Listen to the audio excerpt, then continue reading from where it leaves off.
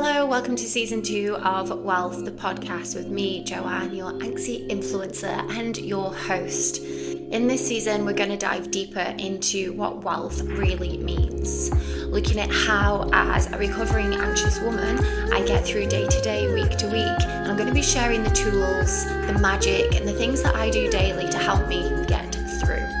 I would also love to hear more from you in this season. You can reach out to me on my socials, on my email. You can send me an email explaining your anxiety issues, whether you're recovering or going through some things right now. And if it resonates with you, I would love to have you on the show so we can share our stories because we're all together in this. Now let's get on with today's episode. Hello, welcome back, and I'm back. So I know I've taken a bit of a AWOL time, absent without leave. However, I've just not had any time to sit down and plan and record. I feel like I've been a little bit all over the place. So I took the pressure off, and moving forward, I think I'm going to take the pressure off a little bit more as I'm coming up to my wedding in December and the winter season here in Dubai. So I have lots of events scattered. So I'm going to record bi-weekly again. So that's how I very first started. And then if I do get time to do weekly, of course I will do weekly, but I feel like it just takes the pressure off a little. So just practicing what I preach, in that we have to be kind to ourselves, and even things that we love doing. I love recording the podcast, the editing, the whole process, but sometimes other things do have to take a priority, and that will be the same for you in your life. That's where I've been. That's what's been going on. But I'm here today, and I have a lovely email to share, which has been the inspiration for the whole podcast. So I don't know if you'll remember, if you've listened to the last episode, I did mention at the end that I had an email asking about money mindset. So I'm going to share that email today. And today we're going to be talking about magic, mindset, money, all of the things, and how to really calm your nervous system when it comes to money. Okay, so we're going to start with the podcast. I know if you're watching this on YouTube, I suddenly have a dog on my leg. But Teddy, I think I mentioned this last time, is so needy at the moment. If I sit down, he wants to be on my knee, even if I'm at the breakfast bar. So he's going to stay. He's here. So let's dive into the email. Hi, Joe. I've been loving all your content lately. Thank you. On mindset and nervous system work. It's really helped me so much. I wanted to ask if you could talk a little bit more about money. Honestly, I'm struggling. No matter how much I earn, I still feel anxious about it. I find myself checking my bank app too often, feeling guilty when I spend and panicking when I don't. I've done all the affirmations and budgeting, but I can't seem to shake the feeling that I'm not safe with money. Yeah, I get that. Since you talk so beautifully about nervous system healing and energy, I wondered, how do you actually calm your money anxiety? How do you start to trust that you'll feel supported even when you feel uncertain? Thank you. Oh, a slightly stressed listener. Thank you so much for sharing that. And we're going to dive straight in. So I have shared a little bit about my money story before, and if I'm honest, this is an area that I am still working on, very much so. It is a process, and I know you mentioned in the email that you've done the affirmations and the budgeting, and that's amazing.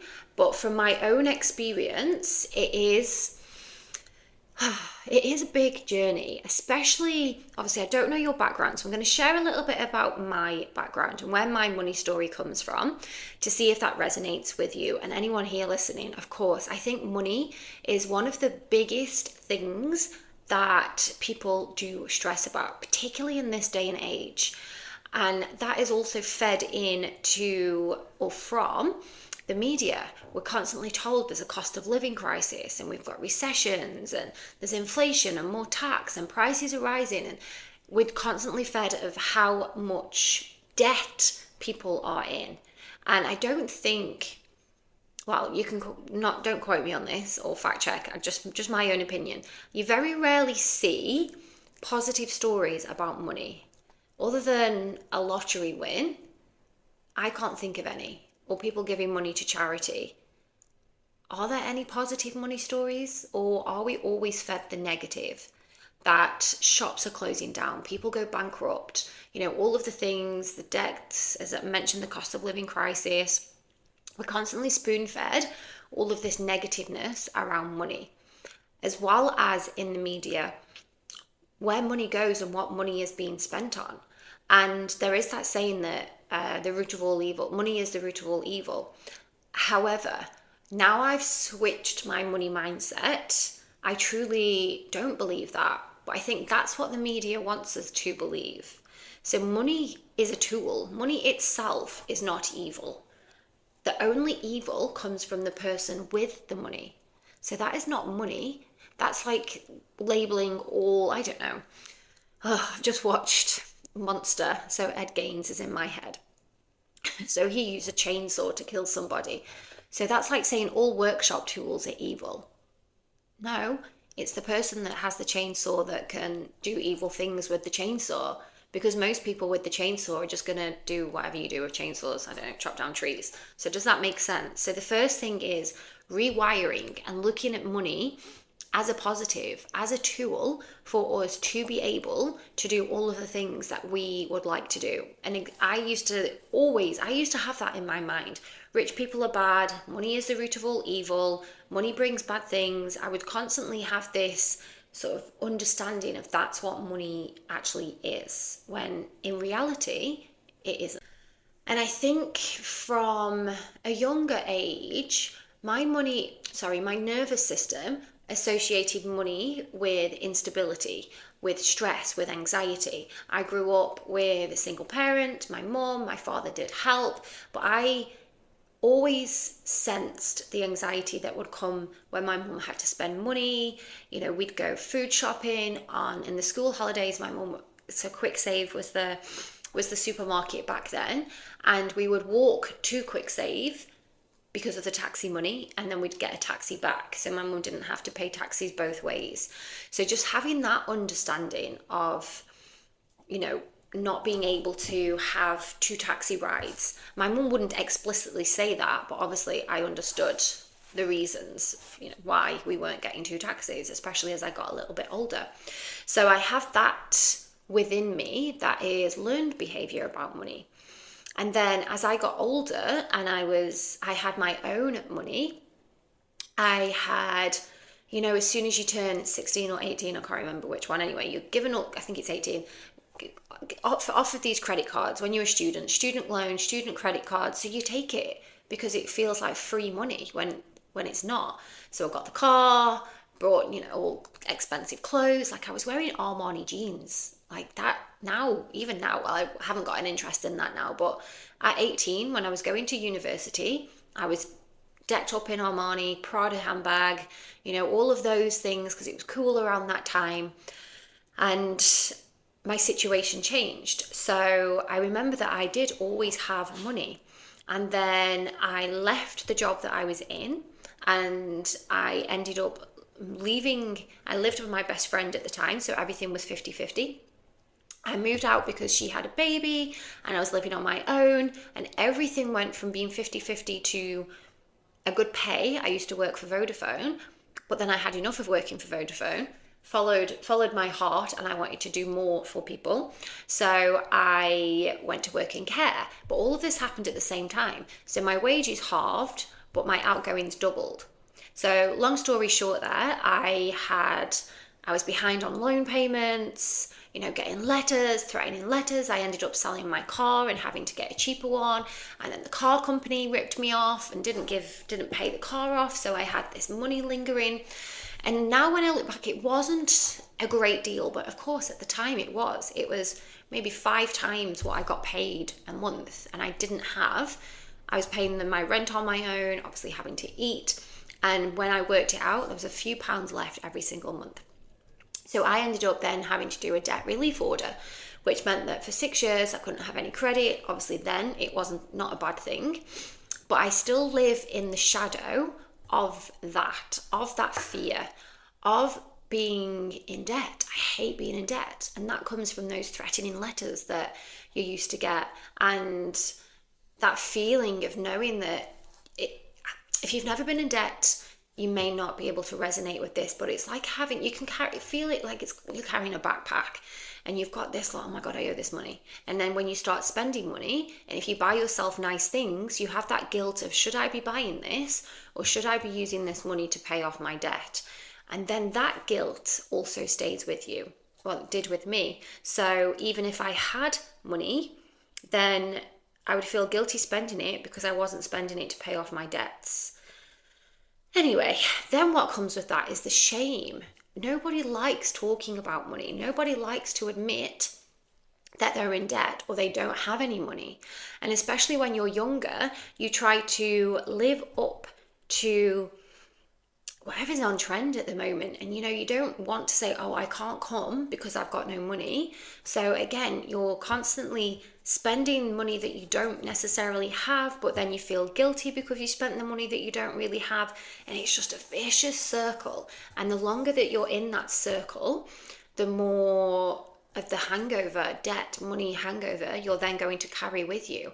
And that's my own understanding and my own experience. And it's taken me a good few years, and I'm talking maybe 10, to drop most of those feelings. And I'll hold my hands up now. I still do get money guilt. I still do, when I spend money on myself, have that little tingle in my belly of, oh my God, I shouldn't be spending this because of the past. Your money story really isn't fixed. It's just a reflection on how our nervous system had to deal with it in the past. So once I'd recognized that within myself, I then started to make small changes. First of all, I cleared off all of my debts as soon as I could. So when I moved to Dubai, that was my main thing. Save money, pay off my debts. So for the first couple of years, I didn't save any money because I paid off my debts. And then I started to save. So I had some savings behind me, but I still had that guilt. Then, of course, because I thought, oh, do you know what? I'm fine with money. I got another credit card. And then I had the repeat of the cycle again, where having to pay interest and not being able to pay the interest and having to move the money around and find a 0% and make sure you're paying your minimum balance and you miss your minimum balance and you've got all of these fees. History repeated itself there, but that's because my nervous system still wasn't appreciative of the money that I had. And then I was also still not understanding my own money story and why I went to get that credit card. Like now, I still do have a credit card, but I don't use it. It's always frozen. It's got a little bit of money that I pay off just to keep a credit score. That's it. One of the turning points for me was actually realizing that once I let go of that money story and that control that money had, a lot of my anxieties were linked to money. So when I felt, and I'm going to use the word threatened, so it may be that I didn't have much money at the end of the month, or I had something to pay off, or there was big spending coming, or I planned to do something and I was, traveling and thinking about spending money. Once I realized that a lot of the anxiety that I had stemmed from that, and then I was then relaying this anxiety onto other things, I was able to sort of pinpoint and really focus on, okay, what do you have? And that's one of the main things that I do all of the time now. If I start to feel a little bit anxious, I take note of what I have around me and really start to be grateful for what I have already. Where I think that the magic happens. So when it comes to money, and we've already mentioned affirmations, and a lot of people listening to this podcast will have some kind of manifestation process, whether it's writing it down, visualization, journaling, just trying to think. And I know a lot of people listening to this as well will want to be manifesting more money, more abundance. Once I'd, again, taken off when I was manifesting a label. So instead of saying I want to make 10K months, I started to switch, and you can see if this works for you. Rather than just positive thoughts and thinking, okay, if I think good thoughts, money's going to come. Yes, that does work, but it's also about feeling.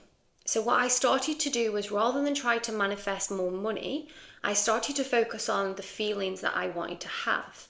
So for example, I want to feel safe in my nervous system. So I would try to manifest opportunities that were going to help me to feel safe in my nervous system.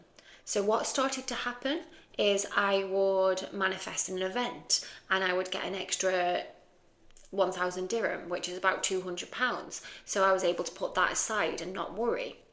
I would then manifest something else would come along, or I'd get a message, my client wants more classes, the studio wants to give me cover.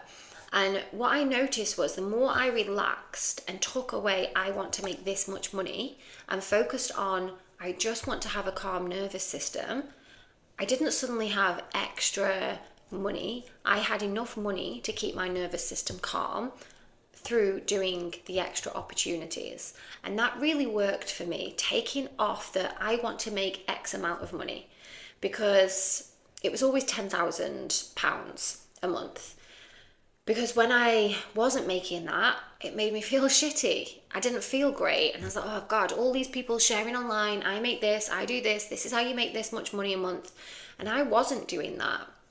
But when I flipped it, and I was actually just making enough for me to feel calm, making enough for me to live the life that I desire, that I was still able to do certain things. I'm still able to see my friends and go out. That then gave me that feeling of abundance and of feeling wealthy. And it wasn't about having lots of zeros in my bank account, it was the feeling. So the magic here comes from when you feel safe in your body, you'll start to notice, or you'll start to magnetize the amazing things that come into your life. When you feel unsafe, you're only going to be noticing what you don't have and what is not coming to you. Does that make sense? So when we're in that, and it's not just about negative and positive mindset, but just to label it. So when you're in that negative mindset of, I don't have, I need this, I don't have enough, I've got to pay this, I'm stressed out, and we're just focusing on, I don't have money, I don't have money, I don't have any money, I don't have any money. That is all you're going to be focused on. So when people ask you to do something, oh, I don't have any money. Instead of, okay, what I do have is this amount of money. And what I am going to start doing is putting myself out there for new opportunities. Maybe and obviously it's different with me because I'm self-employed. So if you're employed and you have the salary, and you focus on, oh, I have this much money coming in, and then it's inspired action steps then for you. So looking at your budgeting, looking at where you can cut back. And some might say this is girl maths, but so one example for me, a few months ago, I was buying protein shakes every time I taught or did a class, which I normally do a class and then I teach, I'd have a protein shake. And then I was spending, £20 a week on protein shakes, which doesn't sound like a lot, maybe more than that. But then when you add it up monthly, I'm like, oh my gosh, I'm spending that on protein shake.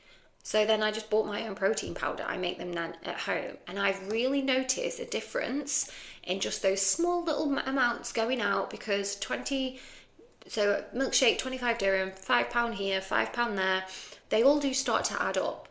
And that's what I was doing. So I was getting a shake, and then I was getting a snack, and then I was going to the supermarket and I'd maybe get another snack and I'd spend something here. And before I knew it, I was spending £30 a day on absolutely nothing, just snacks. So then once I reflected and I looked where my money was going, and I was like, right, okay, I can cut that out. So now I spend £20 every 6 weeks on a big tub of protein, and I just have my protein when I get home. And that's made a huge difference, not only physically, I've noticed it physically as well, but also these little amounts of money going here, there and everywhere. I had my Amazon subscribe and save.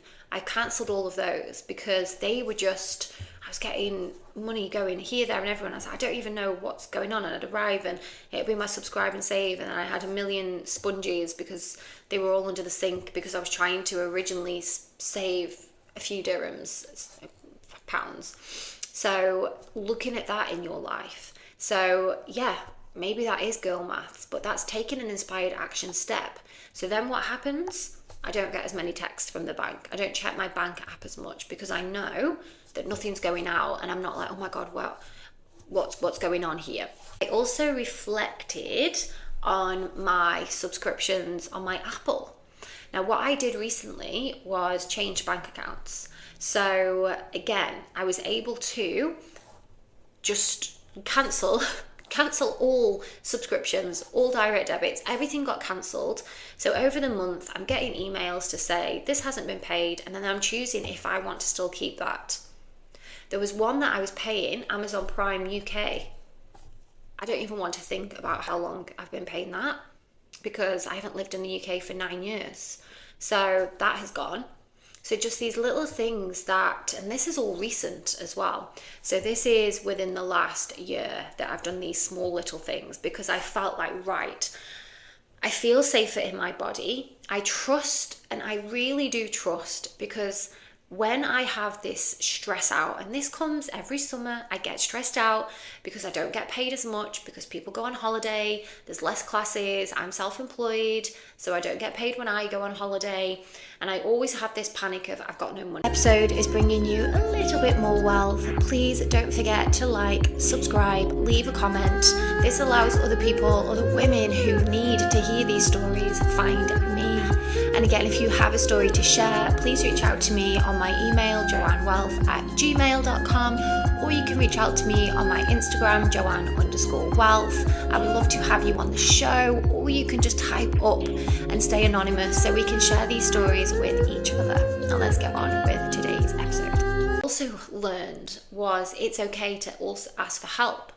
So I was stressing about money and going on holiday and saving for the wedding, and my head felt a total mess, and I was like, I've done all of this money work and now I'm anxious again about money. All I needed to do was ask for help from my fiance, and he helped. And again, I think this comes from, and a lot of you listening to this might be able to resonate with, feeling hyper independent, or is it the shame of having to say, I'm a little bit worried about money at the moment? And as soon as I said it out loud, I got some help. And again, my nervous system calm once more. So just giving yourself permission to take a step back, have a look at the areas where you know. So if you're constantly checking your bank app, could you delete it from your phone and only log on to the computer, which is more of a pain in the bum. So I would only have it on my iPad, because I don't carry my iPad around. So I'm not constantly checking. Can you have a look at those little things that you're spending? So the things that I've mentioned, check your subscriptions. One thing I also did, which was not intentional to not save money, but stop spending when I don't need to, is coffee. Because I switched to decaf coffee. So now when I'm like, I'm going to go get a coffee, I'm like, there's no point because I drink decaf now. So I don't. And if at a push, I'll go and get a hot chocolate. But obviously, you're not going to have a hot chocolate early in the morning. So can you just make your own coffee? Now, I don't want you to then think it's restrictive, because you're training yourself not to think, I can't have that because I've got no money. I'm going to choose not to have that because I can make my own at home. I have it at home. You've paid for it at home. It's not free. You've still had to buy the coffee, and you pay for your water and your milk. It's still not a free coffee. You just have already paid. So in my case, a bag of decaf coffee is the same price as 2 coffees. So you're just thinking more cleverly, and you're keeping your nervous system calm because of that. So again, it's not about restrictive. And if you feel yourself restricting, so I can't buy that because I've got no money, reframe that. So I'm not buying that because I have some at home. I can make my own. The same with my protein shakes. I actually really like coming home, making the shake, putting my banana in, sitting and drinking the protein shake at home. And every month I get a new flavour. And again, not at any point, I'm saying it out loud now just to tell you guys, but I haven't thought, I'm not going to buy that because I'm trying to save money. I don't want to spend any more money. I've got it at home. I'm able to do my own. I've bought my own protein. And just see that flip in, I can't buy that. I'm spending £20, £30 a week on protein shake, so I'm not doing it. I'm not spending the money. Instead, gosh, I've spent £30 on my own protein. It's going to last me a whole month. How amazing is that? So it's not restrictive. You're still having the thing. And then it's calming your nervous system because you don't have all these little bits going out here, there, and everywhere. So there's also a link between stress, scarcity, and your survival responses, your fight or flight. And when I was doing a little bit of research around this, I actually found flight, fight, freeze, or fawn. So when it comes to money, when you feel uncertain, it could be one of those four.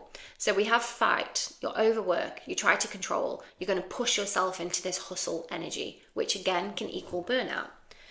Flight, you start to avoid things. So you don't pay your bills, you pretend it'll sort itself out, you'll numb out, you'll have that stress response, and you might turn to other things, alcohol, food, because you're stressed and you're just trying to feed into that stress. You'll freeze, procrastination, burnout, why bother? And for me, I would say fight. I have been in fight mode.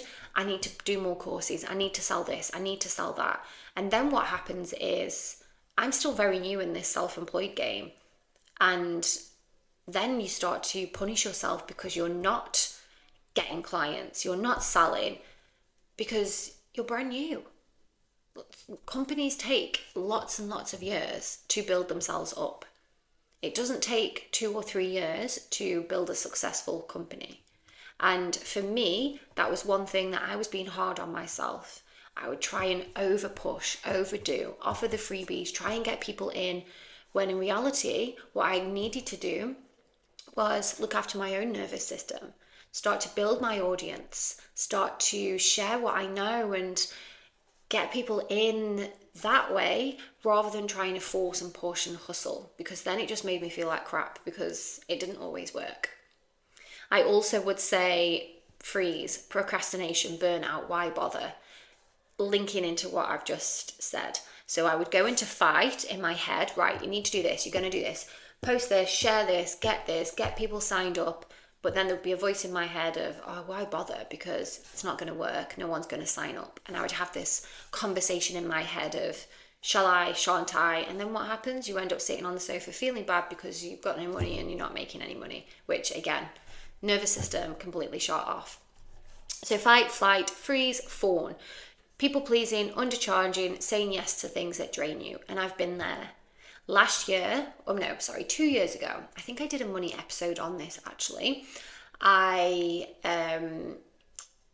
went back into teaching just for a month or so. And once I started, I was like, I don't want to do this. This didn't feel right in my nervous system.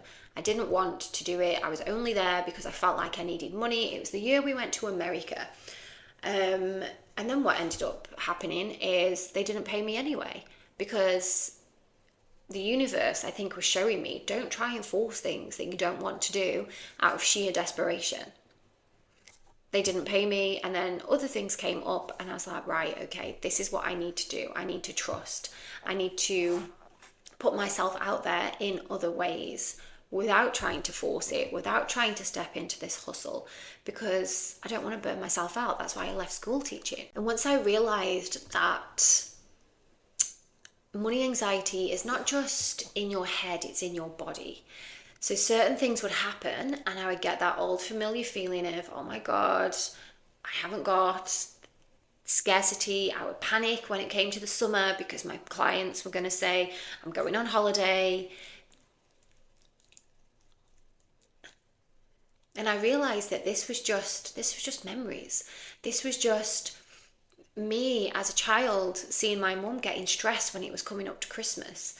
This was just me knowing that, oh God, at the end of the month I've got to pay this bill. And I was just reliving these moments instead of looking out to see what I'd already got and how I could move forward without the panic. And how I started to reframe this was, first of all, I detached my worth from a bank account number, or money in the bank, or how much I was making. I detached from having to make a certain amount each month. I read and I realized that was just my conditioning of, I was so used to having a salaried amount that, of course, when you're self-employed, it's going to fluctuate up and down. That's just normal. That's not any reflection on whether I'm good or bad at my job.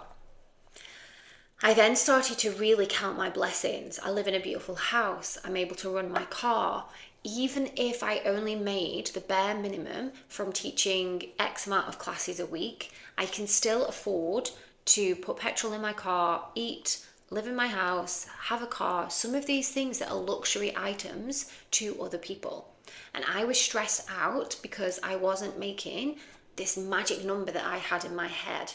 While all the time, how amazing, I was actually making enough to get by and have some extra. And I just left school teaching and I was still learning how to be self-employed and how to make money. Then I started to again tune into the little things that came along. A freebie here and there, a free coffee, a voucher, someone reaching out to me and said, I'd like to send you a sample. These little things that I wasn't acknowledging because in my head, I was stuck in this scarcity mindset. Because I couldn't see it in my bank account, it didn't exist. But it does. It really, really does. And again, like I said, holding my hands up. I'm not perfect with this. Only a few weeks ago, I was having to stress out because I wasn't sure if I was going to have enough money for the wedding. And I've got a client who got an injury, so I've lost X amount of money per month. But I really, really sat myself down and was like, right, I trust. I knew events came up. And of course, it's going to be nice when that money comes back, when my client returns from injury. But I haven't missed the money because other things have come along the way. And I've been able to put the money aside that I needed to. And I'm going to have enough money plus extra before I need it. So then the wedding is sorted. And again, also asking for help, saying out loud, what can you save for? What do I need? And asking the partner or a friend or whoever you have around you, they may not necessarily be able to give you any money, or they may be able to just offer that if this time does come along, that then I can support you in this way.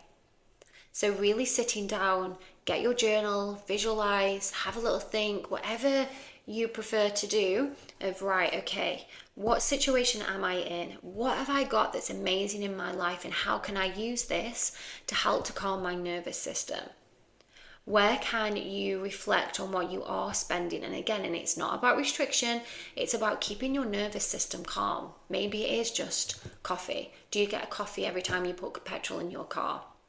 Can you treat yourself to some nice coffee when you make a nice coffee when you get home?